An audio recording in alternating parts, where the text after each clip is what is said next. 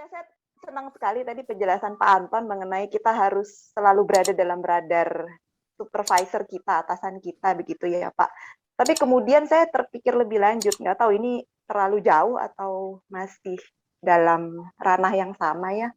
What do you think about unhealthy competition, or maybe we can say office politics, as an HR director? How can we handle that?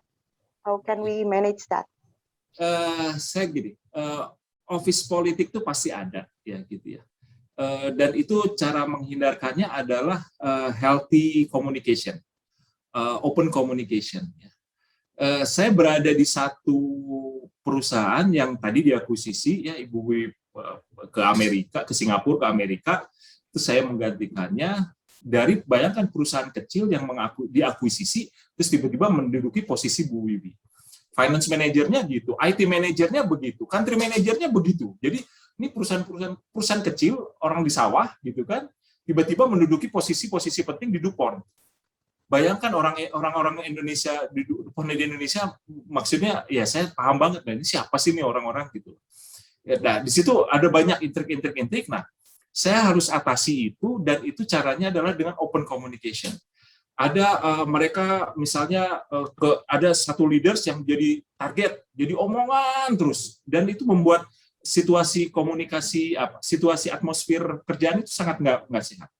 Sehingga pada saat satu event saya buka semuanya, saya sampai ayo kita carikan solusinya. Nah itu yang pertama, dan akhirnya bisa ya, yang atasannya dapat input, yang bawahannya dapat penjelasan, dan itu akhirnya bisa.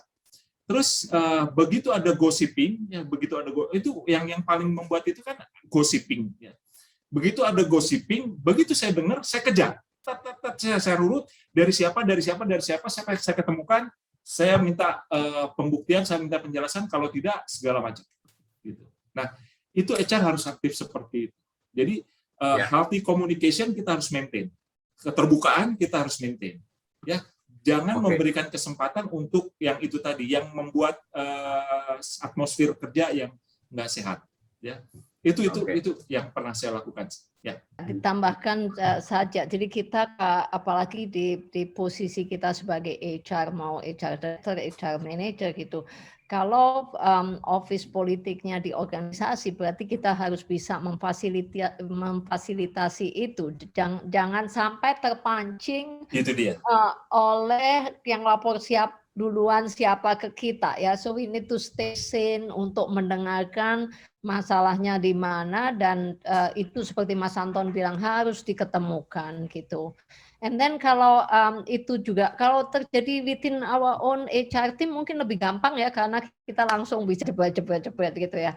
And yang mungkin akan agak lebih challenging kalau itu di level organization, dan mungkin juga sampai CEO-nya mungkin juga malah membuat masalah gitu ya.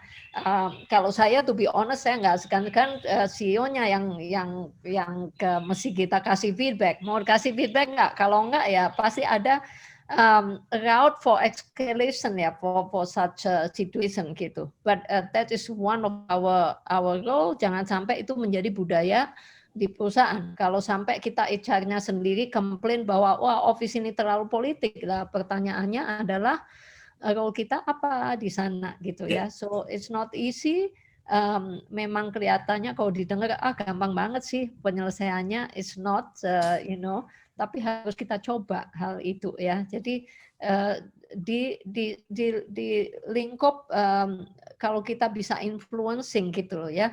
Kalau kita nggak bisa punya in a situation yang kita juga akan dalam posisi susah, involve regional people, regional leaders gitu ya, in a proper manner. Kalau kita harus menginvolvekan a higher authority gitu, tapi nggak bisa dibiarkan terlalu lama ya.